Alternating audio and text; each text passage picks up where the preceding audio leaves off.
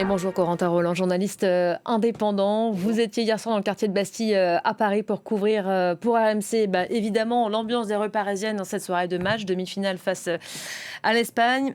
Ça piquait au réveil ce matin, difficile à digérer cette défaite. Ça risque d'être long d'ailleurs pour oublier. Les Bleus ont été sortis hier soir du mondial. Immense déception pour l'équipe de France que l'on annonçait favorite depuis les débuts de la compétition. Peut-être un peu trop vite d'ailleurs. Les Français qui se sont inclinés face à une Espagne sûre d'elle hier soir. Elle aura largement dominé cette demi-finale.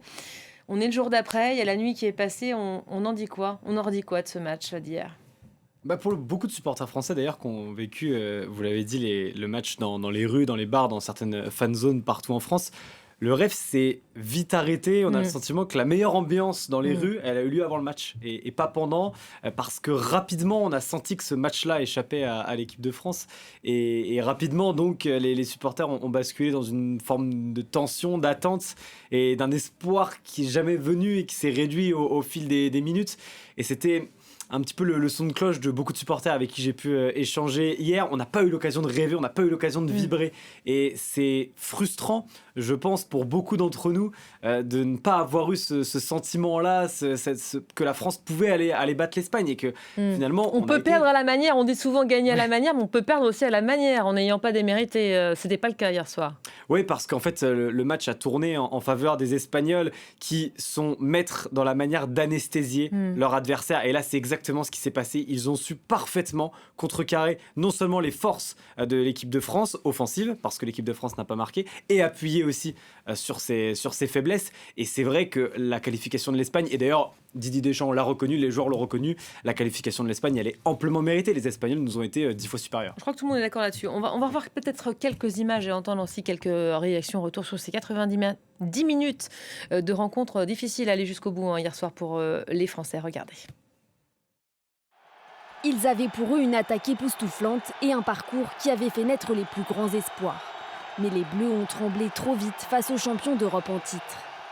À la 22e minute, l'Espagnol Mikel Oyarzabal ouvre le score sur pénalty après une faute de Lucas Digne sur Lamine Yamal. S'ensuit la sortie du défenseur français William Saliba pour blessure et l'équipe de France s'enfonce. Les Bleus, fébriles, multiplient les fautes, ils perdent la confiance et de nombreux ballons. Cette équipe d'Espagne est forte, elle l'a prouvé. Et nous, on a été un peu en dessous. On a commis des erreurs, plus d'erreurs techniques que ce qu'on avait fait jusqu'à maintenant. Et pour pouvoir espérer plus, il fallait qu'on soit au maximum, mais on l'a pas été malheureusement. Donc ça nous amène à une énorme déception. En deuxième période, l'Espagnol Pedro Porro conclut par un second but, un long mouvement collectif. L'attaque tricolore, elle, reste muette. Pas d'étincelle, Mbappé reste impuissant, lâché par ses coéquipiers Dembélé et Olysée, très loin de leur meilleur niveau. On n'a pas perdu contre l'arbitre, on n'a pas perdu contre l'Espagne, on a perdu contre nous-mêmes. Ici, vous le savez tous, on sait tous qu'on faisait peur à tout le monde. La seule équipe capable de nous éliminer, c'était nous-mêmes. Et aujourd'hui, c'est ce qui est arrivé. Face au supplice des Bleus, l'Espagne, elle, s'est illustrée par sa possession du ballon et sa défense de fer. Pour son sélectionneur, c'est avant tout la victoire d'un collectif extrêmement solide. Le message était clair. Nous avons affronté l'une des meilleures sélections du monde. Mais en face se trouvait la meilleure équipe du monde. C'est avant tout un collectif. Et un collectif comme celui-ci est impossible à arrêter.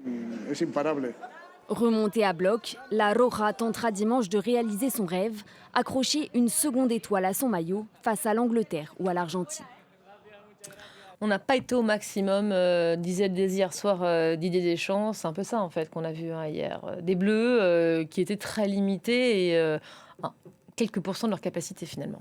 Oui, on était en retard sur tout côté équipe de France. Moi, c'est ce qui m'a marqué dans cette rencontre, c'est que les Espagnols rapidement ont mis leur jeu en place et que l'équipe de France à aucun moment n'a été en capacité d'y répondre. Les Espagnols, ils ont été très très bons dans ce qu'ils maîtrisent, dans ce qu'ils savent faire, c'est-à-dire faire tourner le ballon. L'équipe de France a couru après, mais a été beaucoup trop désorganisée en termes de pressing. Et ça, Kylian Mbappé aussi l'a souligné dès la fin de la rencontre. Il y a eu un gros désordre au pressing côté français. Et donc les Espagnols ont joué à nous faire courir, tout simplement. Et ils ont appuyé au moment où ils avaient besoin d'appuyer pour aller marquer. Et on peut déplorer aussi l'absence de réaction de cette équipe de France qui est passée au travers de sa première mi-temps mais qui n'a pas rectifié le tir. Il n'y a pas eu vraiment de révolte ou même de changement de plan d'ailleurs de la part du sélectionneur pour changer les choses au cours de la deuxième mi-temps. Et donc le scénario finalement de la deuxième mi-temps a été le même que celui de la première et l'Espagne a dominé donc les 90 minutes. On l'a beaucoup commenté juste avant dans le club du mondial, ça, les choix ou plutôt les non-choix de Didier Deschamps qui jouait son avant-dernier match à la tête de sélection des Bleus, même si je crois que beaucoup ne comptent pas la petite finale, mais c'était son 184e match, je crois.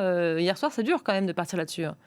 Oui, forcément, parce que... Alors, au moins, il n'y a pas de regret. Il pourra sans doute se consoler avec ça, parce que jamais on a vu l'équipe de France en mesure d'accéder à la finale hier soir. Mais c'est vrai que hier, on peut se dire que l'équipe de France... C'est pas un regret, ça, de se dire on n'a pas joué notre meilleur foot ? C'est pas un regret dans le sens où on peut se dire que l'adversaire nous a été largement supérieur. Donc en fait, la logique sur les 90 minutes, on perd pas, même si Didier Deschamps en a parlé, on ne perd pas sur une erreur d'arbitrage, ou on ne perd pas sur un fait de jeu, on ne perd pas non plus au tir au but, dans un dénouement qui peut être cruel. On perd. Ça aurait été dur, ouais.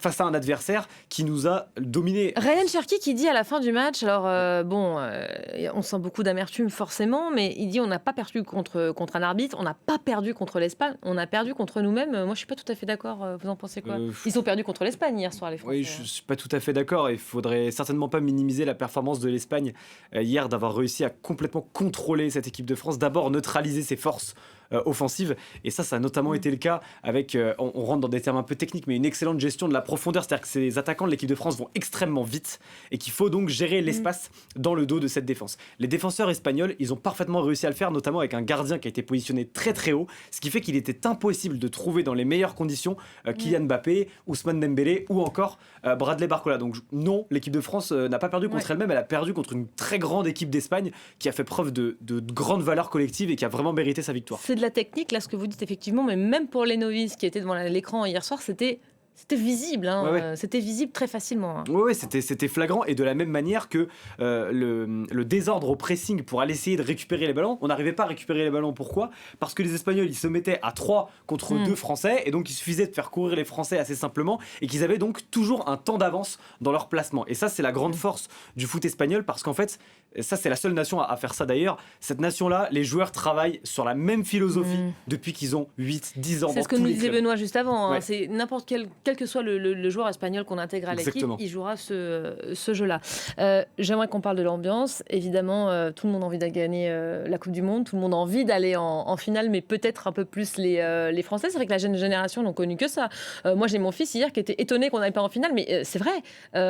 Depuis quelques années, on va pratiquement toujours jusqu'au bout. C'est une déconvenue pour l'équipe qu'on a tellement placée sur la première marche ces dernières semaines. L'équipe de France, grande favorite. Oui, sans doute un peu trop. On l'a peut-être monté sur un piédestal. Le système médiatique en général, les supporters également. Les autres équipes aussi.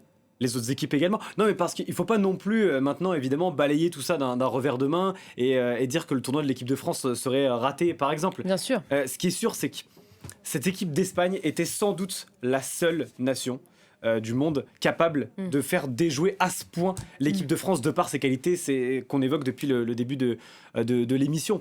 Donc évidemment la déception elle est énorme parce que l'équipe de France avait le potentiel certainement offensif et individuel le plus fort, mais on le voit avec le Paris Saint-Germain, la mode elle est au grand collectif et ce sont ces grands collectifs là dans le foot d'aujourd'hui qui arrivent à gagner et l'Espagne en est comme le PSG une parfaite incarnation. On gagne ensemble ou on perd ensemble, ça c'est le post de l'équipe de France sur son compte Instagram hier soir. Je sais pas si on a la photo qui vaut le détour, quand même une équipe solide, unie du début jusqu'à la fin de cette compétition et qui aura peut-être encore l'occasion de briller pendant cette petite finale. Moi je suis sûre qu'il y aura quand même du monde devant l'écran selon qui on affronte ou pas. Il y avait plus de 20 millions de téléspectateurs hier qui ont regardé cette demi-finale, les téléspectateurs français, ce qui est un beau coup. Alors forcément immense déception pour les Français hier soir, ambiance qui tranchait carrément avec celle forcément, qu'on a pu voir en Espagne. Hier soir, c'était un peu deux salles, deux ambiances. On vous laisse découvrir ces images. C'est la clameur de ceux qui n'ont connu ni peur ni doute. Dans la fanzone de la Plaza des Colonnes à Madrid, les supporters de la Roja exultent. Leur équipe vient de se qualifier pour la finale de la Coupe du Monde après avoir survolé sa rencontre face à l'équipe de France. Toute la ville se drape de jaune et rouge. Eh bien, on a totalement dominé la France. Ils étaient les favoris et pourtant, regardez ça. On aurait même pu marquer davantage. Le meilleur moment du match, c'est que la France n'a absolument rien fait de toute la rencontre. C'était ça le meilleur moment. 2-0, dehors la France. Et nous, on va gagner le mondial. Même bonheur partagé à la sortie du stade au Texas par les milliers de supporters espagnols qui ont fait le déplacement.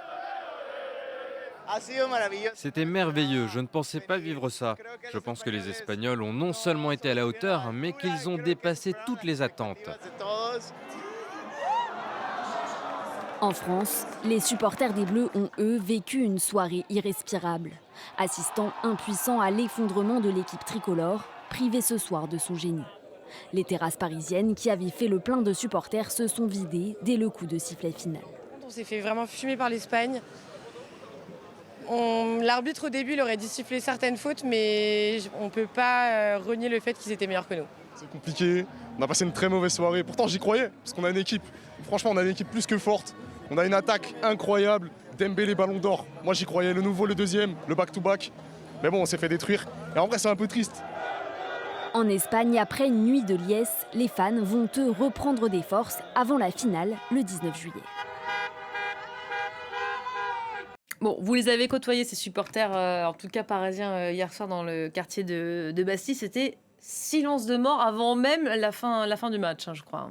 Ah oui, c'était silence à partir du premier but de l'Espagne à la 22e minute, où les supporters français se sont rendus compte que la soirée allait être bien plus compliquée que prévu. En fait, parmi eux, moi j'ai pu échanger avec beaucoup de supporters, pas grand monde ne pensait à une élimination contre l'Espagne. Il y avait une telle confiance dans les rangs des supporters, aussi parmi les médias, hein. Il faut le reconnaître, on s'est vraiment emballé sur cette équipe de France-là, joueuse, séduisante, que la déconvenue était à la hauteur des attentes. Et forcément, oui, il y avait beaucoup de déception, aussi de la fierté, de la reconnaissance pour le chemin parcouru. Il n'y avait pas du tout de colère, hein, chez les supporters hier. Mais tout le monde était d'accord pour dire que l'Espagne avait mérité, mais en même temps, c'était compliqué de dire l'inverse. Hein. Oui, c'était compliqué de dire l'inverse, mais parfois, il peut y avoir un peu de colère ou de ressentiment contre les joueurs. C'était pas ce que j'ai ressenti. Avec des fautes d'arbitrage notamment, ça s'est déjà vu par le passé. Là, c'était pas trop le cas, effectivement.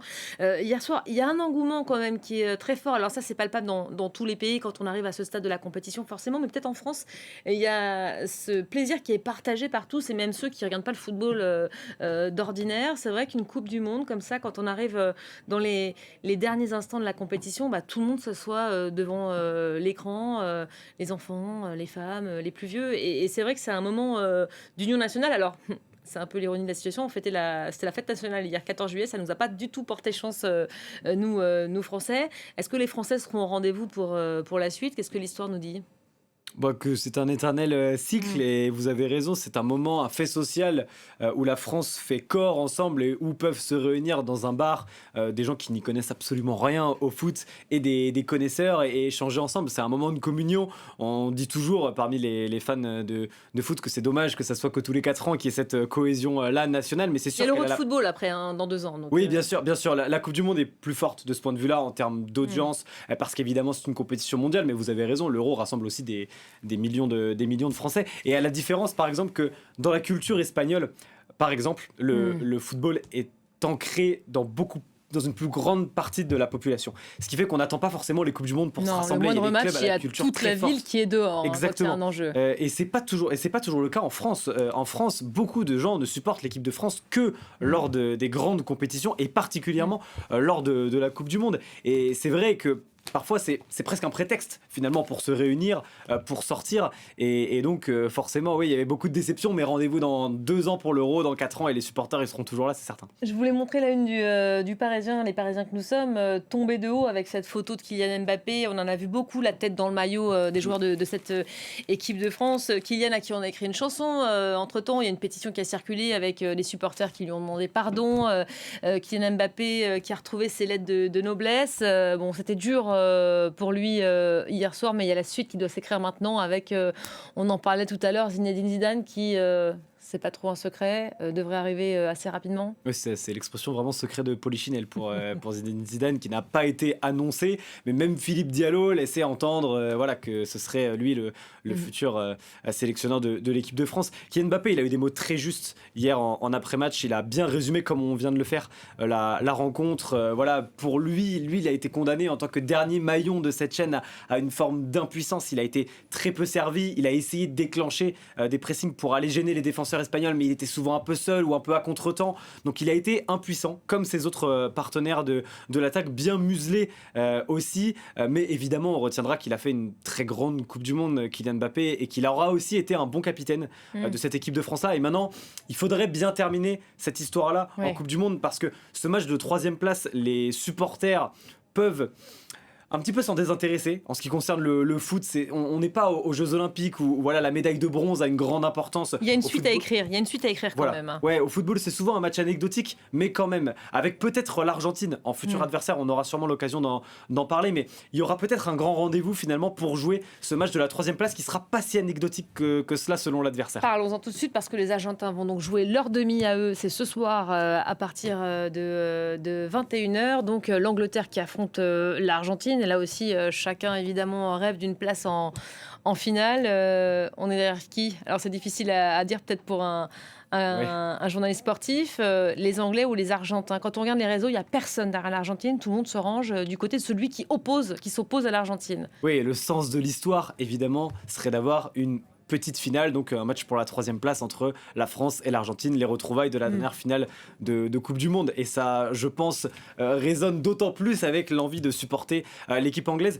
L'Angleterre a été plus séduisante sur cette Coupe du Monde, même si ça a parfois été poussif dans le contenu. Ils se sont qualifiés à l'arrache contre la Norvège en prolongation, mais l'Argentine vraiment a été pour le coup beaucoup plus laborieuse encore que l'Angleterre sur l'ensemble de son tournoi, est passé à chaque fois par les prolongations. Ça a été dur contre la Suisse, ça a été dur contre le Cap-Vert, ça a été dur contre l'Égypte aussi, et on a le sentiment que cette sélection-là est portée uniquement par les exploits de Lionel Messi qui donc va bientôt avoir 40 ans mais toujours l'homme fort de sa sélection. Donc il y a aussi une logique sportive. Il y aurait qui joue ses records, qui joue ses propres records, ses buts, comme Kylian Mbappé jusqu'ici. Alors Lionel Messi, la star de la sélection argentine, qui va donc s'illustrer ce soir sur les terrains à partir de 21h. Côté anglais également, on a les stars à mettre en avant, Harry Kane notamment, mais un autre phénomène est en train de s'imposer aussi au sein de cette sélection, c'est Jude Bellingham, auteur de 6 buts et une passe décisive depuis le début de ce mondial. Son profil tout de suite avec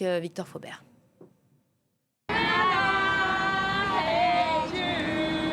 Dans les stades comme dans les rues anglaises, la chanson des Beatles, remixée à sa gloire, résonne. Dans sa ville natale de Stourbridge, en banlieue de Birmingham, il a même le droit à une fresque. À seulement 23 ans, Jude Bellingham, qui en 6 ans est passé de la 3e division anglaise au Real Madrid, est devenu un exemple.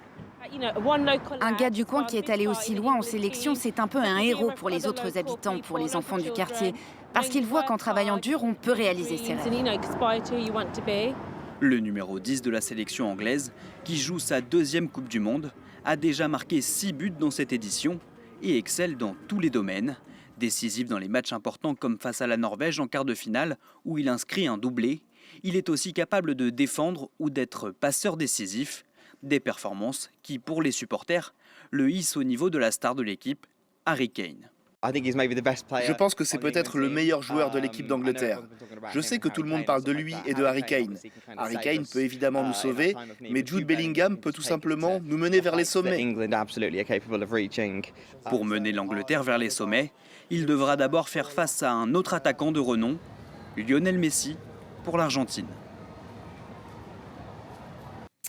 Bon, un mot peut-être des Anglais, évidemment, qui, eux, se voient déjà en finale. Je peux vous dire que les Britanniques dans la rédaction sont à fond de fond. Leur visage était totalement différent des Français ici. Les Anglais qui n'ont pas vu cette finale depuis un bail, 60 ans. Imaginez-vous si la France n'avait pas gagné une Coupe du Monde depuis 1966, l'attente qu'il y aurait en France. Donc c'est le cas en Grande-Bretagne où l'Angleterre n'a donc pas gagné depuis 60 ans une Coupe du Monde et avec pourtant des générations dorées. Il y a eu de très grands joueurs dans les équipes d'Angleterre, mais à chaque fois, il a manqué ce petit quelque chose pour aller chercher un sacre mondial. Et c'est vrai que évidemment, là, il semble peut-être un petit peu plus favori que l'Argentine. En tout cas, la tendance sur cette phase finale de Coupe du Monde donne une Angleterre plus avancée dans son jeu que l'équipe d'Argentine qui semble à chaque fois gagner ses succès à la force de son caractère. Mais on a le sentiment qu'au bout d'un moment, le miracle pourrait s'arrêter. Maintenant, elle est tellement forte au niveau du caractère, cette équipe d'Argentine, qu'il faut présumer de rien dans. Ils vont devoir se méfier de quoi d'ailleurs, les Anglais, ce soir? Les coups bas des Argentins, les provocations peut-être?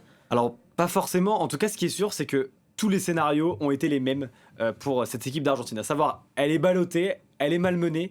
Et au courage, elle finit par s'imposer sans forcément la manière, mais avec un exploit souvent de Lionel Messi. Et donc il va falloir se méfier. Face aux Égyptiens, c'était assez fort. Exactement, quand même, ils étaient menés 2-0, donc ils ont gagné 3-2 en mettant 3 buts en 15 minutes, les Argentins. Et au moment où on pensait vraiment qu'ils allaient être éliminés. Donc je pense que les Anglais ont bien conscience du danger qui les attend. Il y en aura un autre énorme avec l'Espagne s'ils arrivent à se qualifier en finale.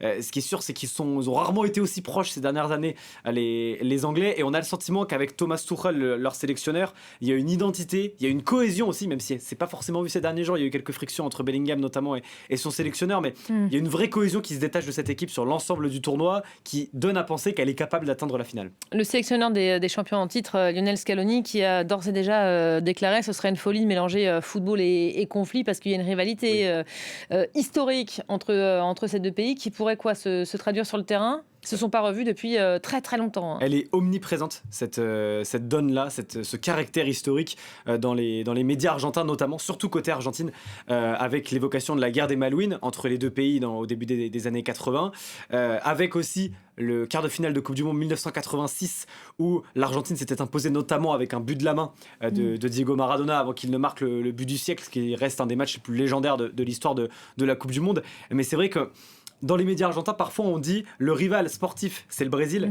et le rival historique, c'est l'Angleterre. Et ça dit beaucoup de ce rapport-là, même si les deux équipes, les deux sélectionneurs, les joueurs des deux nations essayent d'évacuer cet aspect historique. Il est très présent, notamment dans la population et dans les médias argentins. Et donc c'est vrai que c'est un match qui va au-delà du football ce soir. Peut-être une finale avec deux Européens, on va présager de rien évidemment, mais si l'Angleterre l'emporte sur l'Argentine, Espagne-Angleterre, ce serait quelque chose?